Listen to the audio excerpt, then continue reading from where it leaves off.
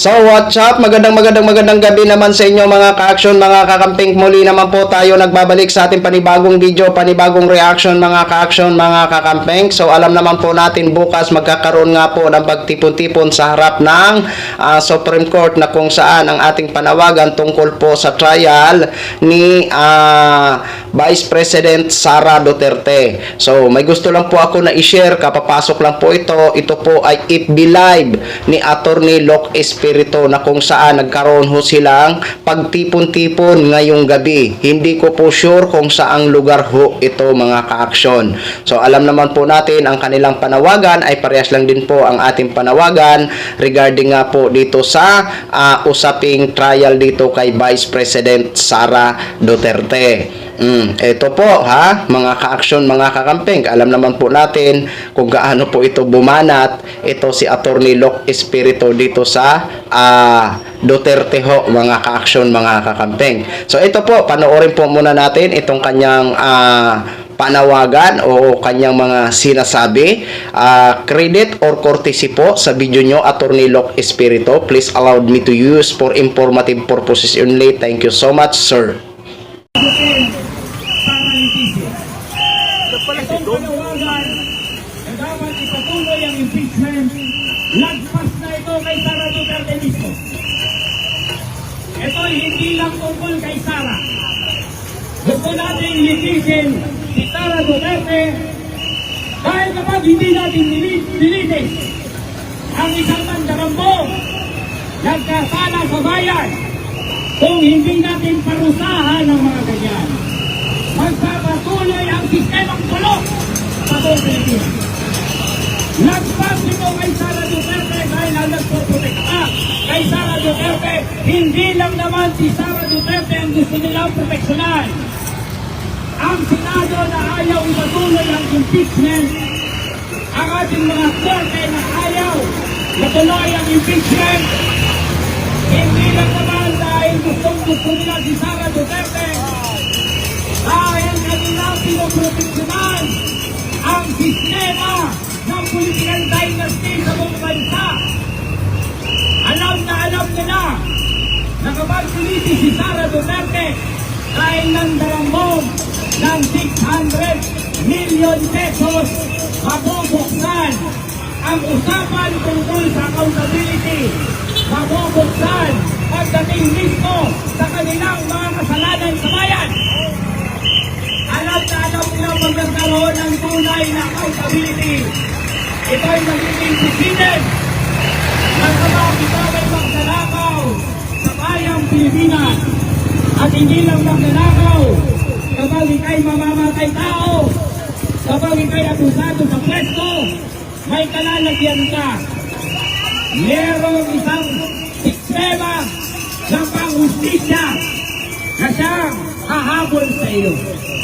At siyempre kapag ikaw ay mula sa dinastiya, senador ka ng Pilipinas, ikaw ay trapo, kongresista, gobernador, mayor, ikaw rin mismo ay pagdanakaw, ikaw rin mismo ay mamamatay tao, dahil yan ang kasabihan ng isang puro mga pagdanakaw, puro mga mamamatay tao, kapag nagkaroon ng totoong accountability at nasulat sa kasaysayan, nasulat sa ating historical record, merong babalikan ng taong bayan upang lahat ng nagkasala sa bayan ay pwede natin pinili.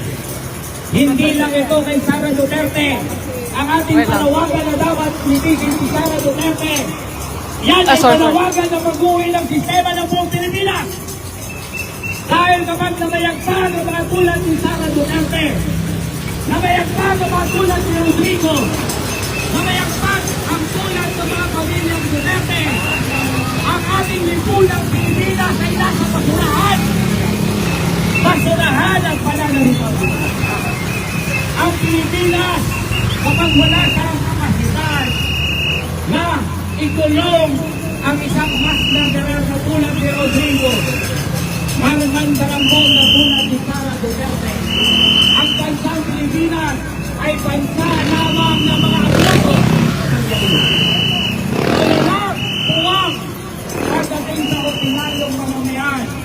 Walang puwang sa mga manggagawa.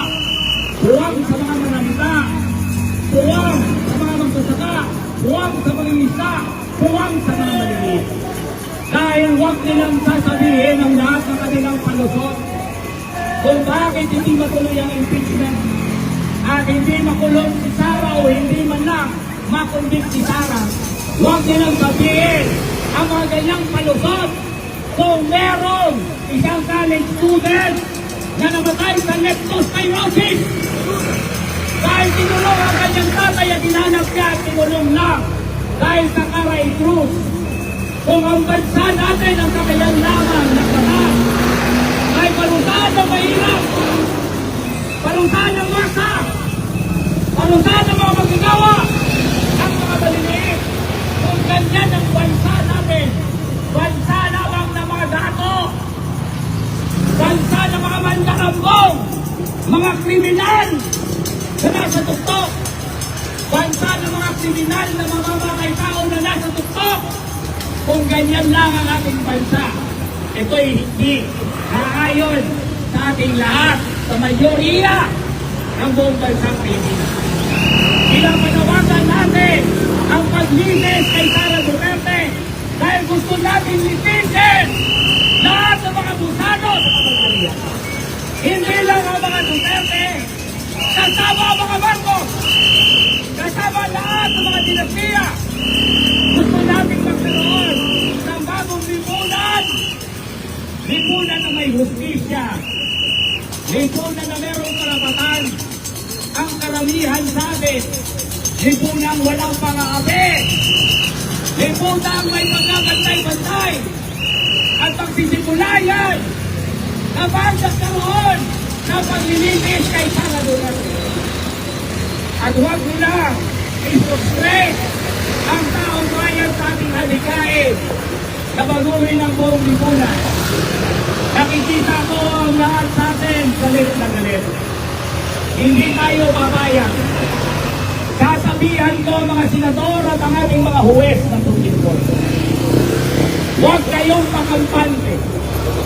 Ang nakikita nyo ngayon ay slow burn. Slow burn! Hindi man agad-agad magkaka-people power, pero galitin nyo kami. Patuloy nyo kami galitin. Slow burn ito. Hindi kami makakalimot. Magpapalawa kami. Kahit hindi man agad-agad, merong paniningil sa inyo. At sisiguraduhin namin kung sinisingil namin ang mga Duterte ngayon, ang mga Marcos bukas, sisigilin namin lahat kayo pag darating ng panahon at masusulat sa kasaysayan na ang mamamayang Pilipino, ang ordinaryong masang Pilipino ay hindi na kayang namunin ang pag-aapi ninyo sa ating lahat. Mabuhay ang masang Pilipino, mabuhay ang uling manggagawa, mabuhay tayong mga nasa ibaba, na sa atin ang pinabukasan, sa atin ang kasaysayan.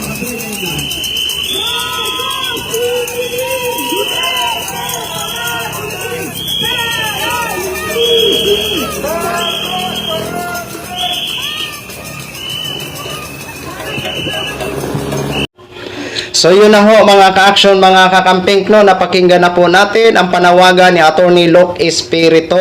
Ayan po mga ka-action, mga kakamping, sa usapin na trial kay Vice President Sara Duterte ay kasama po tayo sa kanilang panawagan. Basta dyan sa usapin na trial ni Vice President Sara Duterte. Yan po. So, alam nyo mga ka-action, mga kakamping, nanghihinayang, binoto ko din po ito si Attorney Luke Espiritu, nanghihinayang po ako na hindi siya nanalo. Siguro kung nanalo ho ito mga ka-action, mga kakamping, ano kaya? Excuse me, ito yung matindi siguro dyan sa loob ng Senado. Abogado din po ito, kaya qualified talaga na maging senador. Pero sige lang. Baka tumakbo naman tumuli si Attorney Luke Espiritu sa 2028, malay natin, di ba? Ano lang, try lang in try, di ba? Wala namang problema kung takbo lang ng takbo, di ba? Malay natin, di ba? Maka sa 2028, palari na po si Attorney Luke Espiritu para naman may mga kasama dyan sila Senadora Riza Hontiveros. Siya nga pala, hindi na pala pwede si Senadora sa 2028. Sila ano na lang, sila Kiko at saka sila Bam Aquino, di ba? So, sa ano pa talaga nito kung magsalita to talaga si Attorney Luke Espiritu, lalong-lalo na kung ang banat niya sa mga Duterte ay talagang parang ako talagang kinikilabutan mga ka-action. Parang ako ang natatakot. Oo, kasi wala po itong preno kung magsalita si Attorney Luke Espiritu. Di ba? Pansin nyo yan? O kaya napakatapang po nito ni Attorney Luke Espiritu. Sa bagay, abogado kasi yan. Di ba? So, kaso nga lang, minsan, nadadamay po ang pangalan ni Mr. President Bongbong Marcos. Pero wala po ako magagawa kasi siya po ang nagsasalita. Hindi ko po kayang diktahan yan. Abogado po yan. Oo. Kaya, dito na lang. Saludo po tayo sa tapang ni Attorney Luke Espiritu, lalong-lalo na po dito sa ating panawagan regarding po sa trial ni Vice President Sara Duterte. Mabuhay ka po, Attorney Luke Espiritu. Ayan, thank you so much po. So, yun lang po mga ka-action, mga kakamping Knog, gin-share ko lang ho sa inyo. Maraming salamat po sa lahat natin ng mga viewers, Luzon, Visayas at Mindanao, all over the world. Ako po, ang inyong lingkod, sila Action Man. Good evening, everyone.